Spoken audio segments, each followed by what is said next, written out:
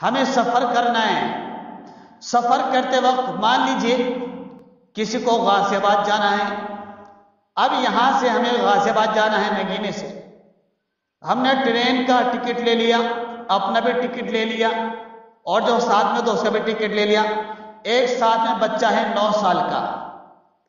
اب سرکاری قانون تو یہ کہ جب 9 سال کا بچہ ہو جائے گا اس کو آدھا ٹکٹ لگے گا 13-14 سال کی عمر تک، اور جب وہ بڑا ہو جائے تو اس سے بڑا ہو جائے تو پھر اس کا پورا ٹکٹ لگے گا. اب کیا کرتی ہیں، ٹکٹ اس کا لیا نہیں کہ یہ تو بچہ ہی ہے ساتھ میں لے کر چل رہی. یہ بھی ناجائز کیا. تم نے سرکاری محکمے کا پیسہ دبایا ہے، قیامت میں اس کی پکڑ ہونی ہے. ایک واقعہ یاد آیا، حضرت مولانا اشرف علی تھانوی رحمۃ اللہ علیہ یہ اسٹیشن پہنچے، ان کے پاس کچھ سامان تھا. سامان کا ٹکٹ کٹوانے کے لیے، اپنا ٹکٹ تو لے لیا تھا، ریزرویشن تھا. سامان کا ٹکٹ کٹوانے کے لیے چونکہ سامان زیادہ تھا، کچھ سامان کی مقدار ہے، میری وزن یاد نہیں رہا، میں نے پڑھا تو تھا کہ اس کی کتنی مقدار ہے. کچھ مقدار ہے اس کی کہ اتنے کلو سے زیادہ ہم سامان اپنے ساتھ لے کر نہیں جا سکتے. شاید جو بھی ہو اس کو بہشتی زیور میں لکھا ہوا، اس کو آپ دیکھ لیں. بہشتی زیور میں اس سامان کی مقدار لکھی ہوئی ہے کہ سرکاری ہم اپنے ساتھ اپنا ٹکٹ لینے کے ساتھ ساتھ کتنا وزن لے کر جا سکتے ہیں. یہ اصول لکھے ہوئے ہیں. تو وہ سامان کچھ زیادہ تھا جس کا ٹکٹ کٹنا ضروری تھا. حضرت لائن میں لگ گئے سامان وزن کرانے کے لیے. سامان وزن کرایا ہے تو جو وزن کر رہا تھا وہ حضرت کو جانتا تھا. کہا کہ حضرت آپ کو سامان کا ٹکٹ کٹوانے کی ضرورت نہیں ہے، جو گارڈ ہے ٹیٹی میں اس سے کہہ دوں گا کہ آپ سے معلوم نہیں کرے گا کہ آپ کہاں جائیں گے، نہ آپ سے پیسے لے گا. حضرت نے کہا کہ وہ گارڈ کہاں تک جائے گا؟ کہنے لگے غازی آباد تک جائے گا. حضرت نے کہا مجھے تو اس اور آگے جانا ہے. حضرت اس نے کہا جو ٹکٹ کاٹنے والا تھا کہ میں اس گارڈ سے کہہ دوں گا کہ جب اترے جو دوسرا گارڈ آئے گا وہ اس گارڈ سے بتلا دے گا کہ حضرت سے نہیں معلومات کریں، وہ پیسے نہیں مانگے گا آپ سے، اگلا والا بھی وہ ان سے کہہ کے چلا جائے گا. حضرت نے فرمایا کہ مجھے تو اور اس سے آگے جانا ہے تو پھر میں کیا کروں گا؟ اس نے کہا کہ حضرت گاڑی تو بس پٹنے تک ہی جائے گی، اس کے بعد گاڑی جائے گی نہیں. حضرت نے فرمایا میرا سفر تو بہت دور کا ہے، مجھے اس سے بھی آگے جانا ہے، مجھے آخرت میں جواب دینا ہے. میرا سفر، میری انتہا تو آخرت ہے.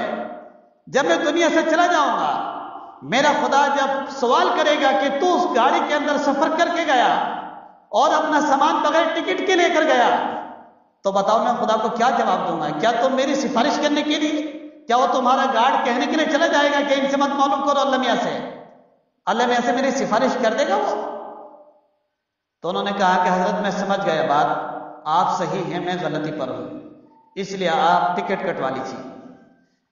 یہ تقوی، یہ ڈر ہمارے دل کے اندر کب پیدا ہوگا؟ آج یعنی کتنے لوگ بغیر ٹکٹ لیے ہوئے، جیسے پیسنجر گاڑی جاتی ہے مراد آباد یہاں سے صبح کو، نہ جانے کتنے لوگ بغیر ٹکٹ کے سفر کرتے ہیں، بغیر ٹکٹ کے سفر کر رہے ہیں. کیا ان کی پکڑ نہیں ہونی؟ ایک مرتبہ حضرت مفتی شفیع صاحب رحمۃ اللہ علیہ، ان کا واقعہ میں نے پڑھا. انہیں سفر کرنا تھا، سفر کرنے کے لیے ٹکٹ تو کٹوا لیا، اور جو انہوں نے جب ٹکٹ لیا تھا وہ سب سے نچلے کلاس کا ٹکٹ لیا تھا. انہیں جگہ ملی نہیں تو کس نے کہا حضرت آپ یہاں کے بیٹھ جائیے فرسٹ کلاس کے اندر، وہاں سبھی سہولتیں ہوتی ہیں، ٹرین کے اندر بھی اے سی وغیرہ لگی ہوتی ہیں. تو حضرت نے کہا بھائی میں نے ٹکٹ یہاں کا تو لیا نہیں. کہا کہ حضرت ٹی ٹی آنے والا ہے، اس سے ٹکٹ کٹوا لیں گے یہیں پہ، آپ بیٹھ جائیے سکون سے بیٹھ جائیے. حضرت کی سمجھ میں آ گیا مقصد تو سرکاری میں کھاتے میں پیسے پہنچانے ہیں. حضرت بیٹھ گئے، سفر مکمل ہو گیا، وہ ٹی ٹی آیا ہی نہیں چیک کرنے والا. حضرت اترے اسٹیشن کے اوپر. اترنے کے بعد انہوں نے معلومات کری جو جاننے والے تھے کہ بھائی فرسٹ کلاس کے اوپر اگر ہم بیٹھ کے فلاں جگہ سے یہاں تک آئیں کتنے کا ٹکٹ بنے گا؟ انہوں نے کہا کہ اتنے پیسے کا ہوگا. حضرت ٹکٹ گھر گئے اور اس جگہ سے لے کر وہاں تک اس کا ٹکٹ کٹوایا. ٹکٹ کٹوانے کے بعد ٹکٹ کو پھاڑ دیا. انہوں نے سوچا جو جس نے ٹکٹ دیا تھا، کہا کہ حضرت کو کوئی دماغ تو خراب تو نہیں ہو گیا، ابھی ٹکٹ لیا اور ٹکٹ لے کر پھاڑ دیا، یہ کیا معاملہ ہے؟ وہاں تو کچھ کہانی باہر نکل کے آ گیا. حضرت سے پوچھا کہ حضرت یہ کیا بات ہے، آپ نے ٹکٹ کیوں پھاڑ دیا؟ اگر آپ کو نہیں جانا تو کسی کے کام آ جاتا. کہا کہ وہ کام آ چکا تھا تبھی تو ٹکٹ پھاڑا ہے. کہا کہ حضرت ٹکٹ تو بھی آپ نے میرے سامنے لیا، مجھ سے لیا ہے، کام کہاں آیا؟ کہا کہ میں آ گیا وہاں سے لیکن سرکاری کھاتے میں پیسے نہیں پہنچے تھے، اس لیے میں نے سرکاری کھاتے میں پیسے پہنچا دیے۔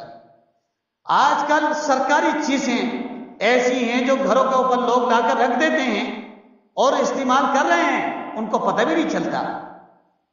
اسی طریقے سے کئی سرکاری نل ہونا ہے، سرکاری نل کو گڑوا دیا، جہاں تک پہنچانا تھا وہاں تک نہیں پہنچا، کچھ سامان بچ گیا۔ اب وہ سامان جو بچا ہوا ہے وہ سرکاری ہے، لوگ کیا کرتے ہیں، کچھ تو نل گاڑنے والے ہو اس کو لے جائیں گے اور کچھ جس نے نل گڑوایا ہے اس کو دے دیں گے کہ تو بھی اپنا کس کو دے دینا، بیچ دینا۔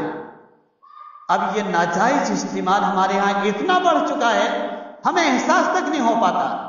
اب دیکھو اس محلے کے اندر کسی بھی محلے میں چلے جاؤ، اس میں سمجھتا ہوں اتنی چیکنگ ہونے کے باوجود بھی نہ جانے کتنے لوگوں نے جعلی کنیکشن اور کیبل ڈال رکھا ہے، تاروں کے اوپر گھروں کے اندر لائٹ جل رہی ہے بغیر کنیکشن کے۔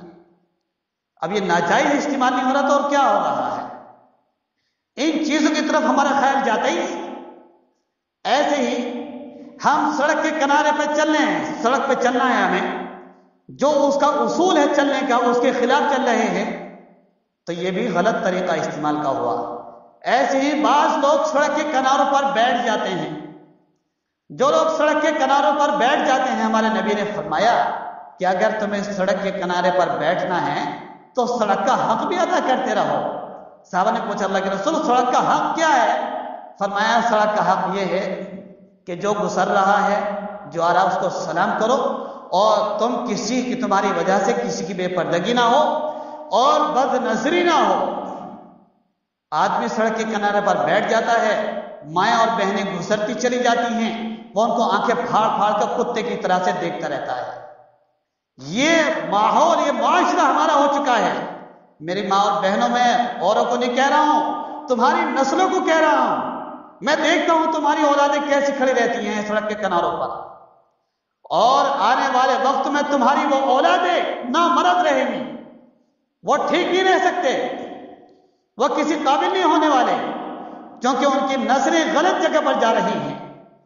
اور ہماری ماں اور بہنوں کو تو بالکل شرم ہی نہیں رہی، حیا نہیں رہی، بس سڑک پر جب گھر کے اندر رہیں گی تو پھوڑ بن کے رہیں گی، گھر میں جانے کے لیے بھی دل نہیں چاہتا، گھر کی صفائی بھی نہیں رکھتی، اور جب باہر جائیں گی تو ایسی خوشبو لگا کر جائیں گی کہ 2 میل دور سے اس کی خوشبو آنی شروع ہو جاتی ہے، ایسا محسوس ہوتا ہے کہ گویا کہ وہ اڑ کر چپٹنے والی ہو، اتنی بے حیا اور بے شرمی کا مظاہرہ کرتی ہیں۔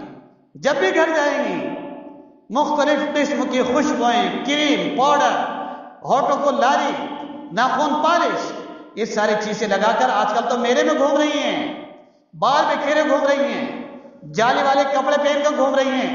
جو ابھی پرسوں ترسوں لاٹھی چارج ہوا جب بھاگی نظر آ رہی تھی، کوئی نظر نہیں آیا وہاں میلے میں، پھر تو بھاگی نظر آئی۔ اور یہ ہونا چاہیے، آئے دن لاٹھی پٹی چاہیے ان پر۔ یہ ماحول اور معاشرہ ہماری ماں اور بہنوں نے خراب کر رکھا ہے، اور ماں اور بہنیں جتنی بھی ہیں، ماں کو تو بالکل بھی حیا نہیں رہی، اپنے نوجوان لڑکے کو باہر بھیج رہی ہے، باپ بالکل بے شرم ہو چکا ہے، اس کی حیا لٹ چکی ہے، باپ کو پتہ نہیں اس کی بہو کہاں جا رہی ہے، اس کی بٹیاں کہاں جا رہی ہے، شادی حالوں میں کیا برا حال کر رکھا ہے، رزقوں کی بربادی کر رکھی ہے۔ یہ ماحول، یہ معاشرہ یہ ہمارا ہو چکا ہے جس کا ہمیں احساس تک نہیں ہے۔ اس لیے میری ماں اور بہنوں، تھوڑا سا ماحول کو، معاشرے کو سدھار میں لاؤ، اور جو ناجائز امور ہمارے اندر داخل ہو چکے ہیں، جو کام کر رہی ہو اس کی تحقیق کرو، تحقیق کرنے کے بعد اس پر عمل کرنے کی کوشش کرو۔ آخری بات، چونکہ وقت ہونے والا ہے، اذان میں 20 منٹ رہ گئے، آخری بات جو میں بتانے جا رہا ہوں، آپ کے بچے پڑھنے کے لیے آتے ہیں، ایک تو وہ پڑھنے کے لیے بہت کم وقت دیتے ہیں، 1-1.5 گھنٹہ آتے ہیں، ایسے کیسے تمہاری بچوں کی زندگی میں دین آئے گا؟ شام کو بھی آئیں گے 10-15 منٹ کے لیے، سبق سنائیں گے، کہیں گے ٹیوشن پڑھنے جا رہے ہیں۔ اس سے پہلے میں کہہ چکا ہوں، کیا آپ اپنے بچوں کے ایسے اسکولوں میں داخلہ کراؤ جس میں ٹیوشن کا چکر نہ ہو، صحیح اسکولوں میں داخلہ کراؤ جس میں آپ کے بچوں کی زندگی برباد نہ ہو۔ جس اسکول کے بچے ٹیوشن پڑھ رہے ہیں اس اسکول میں پڑھائی نہیں ہے، وہاں تو بس صرف رٹا سسٹم ہے، بس رٹوا رہے ہیں طوطے کی طرح، زندگی برباد ہو رہی ہے۔ ٹیوشن پڑھنے کے لیے جائے گا اور اس کے باوجود بھی کچھ نہیں سیکھ پاتا، وقت برباد کر رہا ہے، پیسے کی بربادی ہو رہی ہے۔ میری ماں اور بہنوں، کچھ آنکھیں کھول لو، آپ کی اولادیں کہاں جا رہی ہیں؟ آپ کو کیا سکھانا تھا؟ گھر کا ماحول پورا ہندوانہ ماحول ہو چکا ہے، برا ماحول ہے۔ جب سوئیں گے تو ناٹک چل رہے ہیں ٹیلی ویژن کے اوپر، ناٹک سیریل چل رہے ہیں، سیریل دیکھ کر سوئے گی، کچھ دینی پروگرام تو دیکھنے کی نہیں۔ میں کہتا ہوں کہ اگر تمہیں موبائل دیکھنا ہی ہے، اگر تمہیں پروگرام دیکھنے ہے تو دینی پروگرام دیکھو، ملک کی تاریخ کو دیکھو، خبریں سنو، ملک کے اندر کیا ہو رہا ہے، پوری دنیا کے اندر کیا ہو رہا ہے۔ پورا عالم اسلام بکھرا پڑا ہوا، اسلام کو مٹانے کی کوشش کی جا رہی ہیں، لیکن تم ہو تو تمہیں تو سیریل سے ہی فرصت نہیں ہے، ناٹکوں سے فرصت نہیں ہے۔ سوئے پھر رات کو ڈراؤنے خواب آئے گی، پھر بھیجیں گے اپنے ہسبینڈ کو، کیا جی جاؤ جی ذرا تعبیر لے کر آؤ۔ رات کو جب میں سوتی ہوں تو ڈراؤنے خواب آتے ہیں، کبھی مجھے سانپ چپٹ رہے ہیں، کبھی بھوت چپٹ رہے ہیں، گھروں میں جی برکت ہی نہیں ہو رہی، کوئی تعویذ پڑھ دو جی، میرا شوہر مجھ سے ناراض چل رہا ہے، مجھے کچھ پڑھ کے دے دو جی، مجھے کچھ بتلا دو جی۔ یہ گھر کے ماحول تم نے خود بگاڑے ہیں، اپنے پاؤں پر اپنے ہاتھ سے کلہاڑی ماری ہے، تم نے اسلام کو چھوڑ دیا ہے، اسلام کی تعلیمات کو ختم کر دیا، اس لیے پریشانیاں ہیں۔ آپ کو اپنے بچوں کے اوپر توجہ کرو، ان کو پڑھنے کے لیے وقت پر بھیجو، مغرب سے لے کر عشاء تک اپنے گھر کا ماحول مکتب والا ماحول بناؤ، مکتب والا ماحول بناؤ، قرآن کی تلاوت ہر ایک بچہ کرے، قرآن لے کر بیٹھے، قاعدہ لے کر بیٹھے۔ یہ کھیل کود، یہ سڑکوں کو تمہارے بچے آباد کر رہے ہیں، پوری سڑک پر شور رہتا ہے، مسجد کے اندر نماز پڑھنا، قرآن کی تلاوت کرنا مشکل ہو جاتا ہے۔ یہ تمہاری تو اولادیں ہیں جو سڑک کو آباد کر رہی ہیں، شور مچا رہی ہیں۔ مغرب کے بعد لے کر بیٹھ جاؤ، خود بھی قرآن پڑھنے کے لیے بیٹھو، اپنے اولاد کو بھی قرآن پڑھاؤ۔ جیسے عشاء کی اذان ہو جائے فوراً دسترخوان لگاؤ، کھانا کھانے کے لیے بیٹھ جاؤ، سنت کے مطابق کھانا کھاؤ، اور اس کے بعد سب نماز پڑھنے کے لیے بیٹھ جاؤ، نماز شروع کرو۔ نماز پڑھنے کے بعد سبحان اللہ، الحمدللہ، اللہ اکبر، تسبیح فاطمہ پڑھنے کے بعد، سونے کی دعائیں پڑھنے کے بعد سو جاؤ۔ صبح کو تہجد میں اٹھو، جیسے کہ ابھی ہمارے حاجی جی نے بتلایا، تہجد میں اٹھو، قرآن کی تلاوت کرنے میں لگ جاؤ۔ اذان نماز، جیسے کہ آج کل سورج نکل رہا ہے 6:45-46 پر، 10-15 منٹ پہلے نماز پڑھنے کے لیے کھڑی ہو جاؤ۔ نماز پڑھنے کے بعد ناشتہ بناؤ، ناشتہ بنانے کے بعد بچوں کو جہاں جانا وہاں بھیج دیجیے ان کو پڑھنے کے لیے۔ آپ کا گھر کا ماحول بہت بہترین ہوگا، اسلامی ماحول بن جائے گا، دینی ماحول بنے گا، آپ کے گھروں کے اندر برکتیں ہوں گی۔ یہ چند باتیں تھیں جو مجھے آپ سے عرض کرنی تھی۔ دعا کیجیے اللہ تعالیٰ عمل کی توفیق عطا فرمائے۔ دعا مانگ لیجیے۔ اللہم لک الحمد کما انت اہلہ، ولک الشکر کما انت اہلہ، ولک المجد کما انت اہلہ، ولک الثناء کما انت اہلہ۔ اللہم لا احصی لنا ثناء علیک انت کما اثنیت علی نفسک، وصل وسلم علی سیدنا محمد کما انت اہلہ، وافعل بنا كما أنت أهله۔ اللهم إنا نسألك الجنة ونعوذ بك من النار، اللهم إنا نسألك الجنة ونعوذ بك من النار، اللهم إنا نعوذ بك من الهم والحزن، ونعوذ بك من العجز والكسل، ونعوذ بك من الجبن والبخل، ونعوذ بك من غلبة الدين وقهر الرجال۔ اللهم إنا نجعلك في نحورهم ونعوذ بك من شرورهم، اللهم إنا نجعلك في نحورهم ونعوذ بك من شرورهم، اللهم إنا نجعلك في نحورهم ونعوذ بك من شرورهم۔ یا میرے اللہ، یا میرے خدا، اے میرے رحمان، اے میرے رحیم مولا، اے میرے رحیم اللہ، اے میرے مالک اللہ، یا خالق اللہ، یا قدوس اللہ، یا سلام اللہ، یا رحمان اللہ، یا رحیم اللہ، یا غفار اللہ، یا وہاب اللہ، یا رزاق اللہ، یا فتاح اللہ، یا خبیر اللہ، یا علیم اللہ، یا ستر اللہ۔ ہمارے گناہوں کو معاف فرما دیجیے، اے اللہ خطاؤں کو معاف فرما دیجیے، اے اللہ دن کے اجالے میں، رات کی تاریخ میں جو گناہ انہیں معاف فرما دیجیے۔ میرے خدا گناہوں سے بچنے کی توفیق دے دیجیے۔ اگر آپ نے ہمارے گناہوں کی مغفرت کا اعلان نہ کیا تو کون سا وقت ہوگا، کون سا وقت ہوگا میرے خدا؟ آپ کے سوا کوئی معاف کرنے والا نہیں ہے، اس دھرتی کے اوپر کوئی معاف کرنے والا نہیں ہے۔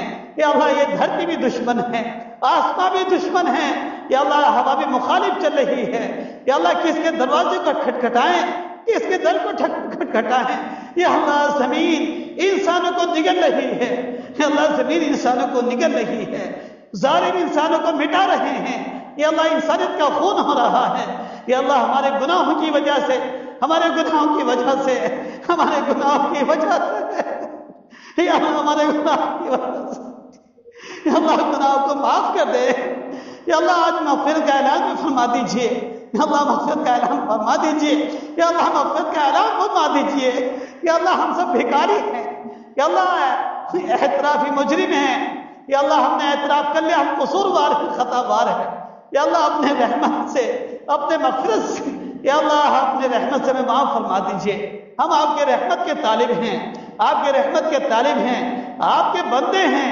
یا اللہ ہم آپ کے بندے ہیں، آپ کو تو ایک ماں سے بھی 70 گنا زیادہ محبت ہے اپنے بندوں سے، یا اللہ ہم آپ کی بندگی کا اقرار کرتے ہیں، آپ ہی پر ایمان رکھتے ہیں، آپ ہی پر بھروسہ کرتے ہیں، آپ کی بھیجی ہوئی کتابوں پر ایمان رکھتے ہیں، آپ کے تمام نبیوں کو مانتے ہیں، یا اللہ ہمیں معاف فرما دیجیے، یا اللہ آپ کی بڑائی کا واسطہ، آپ کی کبریائی کا واسطہ، آپ کی رحمان والی صفت کا واسطہ، آپ کی رحیم والی صفت کا واسطہ، یا قدوس یا رحیم ہمیں معاف فرما دیجیے، یا اللہ پریشان حالوں کی پریشانی کو دور فرما دیجیے، بیماری کی بیماری کو دور فرما دیجیے، جو مقروض ہے ان کی قرض کی ادائیگی کی صورتیں پیدا فرما دیجیے، یا اللہ جو دنیا سے رخصت ہو چکے ان کی مغفرت فرما دیجیے، یا اللہ ان کی مغفرت فرما دیجیے، جو بیمار ہیں ان کو شفائے کاملہ عاجلہ مستمرہ نصیب فرما دیجیے، جو بیٹیاں بغیر شادی کے رشتے کے بیٹھی ہیں اچھی انتظامات پیدا فرما دیجیے، جو گھر کے اعتبار سے پریشان ہیں یا اللہ ان کی پریشانی کو دور فرما دیجیے، جو کاروباری اعتبار سے پریشان ہیں ان کو جائز کاروبار عطا فرما دیجیے، رزق حلال عطا فرما دیجیے، حرام سے بچنے کی توفیق عطا فرما دیجیے، یا اللہ حرام سے بچنے کی توفیق عطا فرما دیجیے، ہمارے گھر کا ماحول اسلامی ماحول بنا دیجیے، اسلام ہماری زندگی میں داخل فرما دیجیے، ایمان پر خاتمہ نصیب فرما دیجیے، ایمان ہماری زندگی میں داخل فرما دیجیے، ایمان ہماری زندگی میں داخل فرما دیجیے، کہ اللہ ہمارے کھانے میں، پینے میں، اٹھنے میں، بیٹھنے میں، چلنے میں، پھرنے میں، سونے میں، جاگنے میں، یا اللہ ہمارے پاخانہ پیشاب میں، ہر چیز میں اسلامی شعار، اسلامی قانون کو نافذ کر دیجیے، یا اللہ ہمیں اسلام کو مطابق چلنے والا بنا دیجیے، سنتوں کو زندہ کرنے والا بنا دیجیے، نمازوں کو پڑھنے والا بنا دیجیے، نمازوں کو پڑھنے والا بنا دیجیے، نماز ہماری زندگی میں داخل فرما دیجیے، یا اللہ جنت الفردوس میں ہمیں جگہ دے دیجیے، جنت الفردوس میں ہمارا ایک مکان بنا دیجیے، اللہ ہمارے بیٹھنے کو قبول فرما لیجیے، اٹھنے کو قبول فرما لیجیے، ہمارے کہنے سننے کو قبول فرما لیجیے، یا اللہ جس مقصد سے اس مجلس کا انعقاد ہوا ہے یا اللہ اس مقصد میں کامیابی دے دیجیے، یا اللہ ہمارے گھروں کے اندر ہمارے نوجوان لڑکوں کو، بیٹوں کو، بیٹیوں کو اسلامی شعار عطا فرما دیجیے، یا اللہ اسلامی سمجھ عطا فرما دیجیے، یا اللہ اسلامی سمجھ عطا فرما دیجیے، ہمارے بیٹوں بیٹیوں کے اندر یا اللہ بہترین ڈاکٹر، بہترین انجینئر، یا اللہ بہترین جج، بہترین وکلاء، بہترین یا اللہ ہر محکمے کے اندر کام کرنے والا بنا دیجیے، سب کو کامیاب عطا کر دیجیے، اللہ سب کو کامیابی دے دیجیے، جو بچے پڑھ رہے ہیں یا اللہ ان کو کامیابی دے دیجیے، علم نافع عطا فرما دیجیے، یا اللہ غیر نافع سے حفاظت فرما دیجیے، قرآن کا پڑھنے والا بنا دیجیے، قرآن کا پڑھنے والا بنا دیجیے، اللہ جس قرآن سے آپ خوش ہوتے ہوں، جیسے قرآن کے پڑھنے سے آپ خوش ہوتے ہوں وہ قرآن پڑھنے والا بنا دیجیے، یا اللہ قرآن سے محبت پیدا فرما دیجیے، ماں باپ کی خدمت کرنے کی توفیق عطا فرما دیجیے، ماں باپ کا ادب احترام کرنے کی توفیق عطا فرما دیجیے، بڑوں کا ادب احترام کرنے والا بنا دیجیے، بڑوں کا ادب احترام کرنے والا بنا دیجیے، چھوٹوں پر شفقت کرنے والا بنا دیجیے، یا اللہ جو جس لائن سے پریشان ہیں ان کی پریشانی کو دور فرما دیجیے،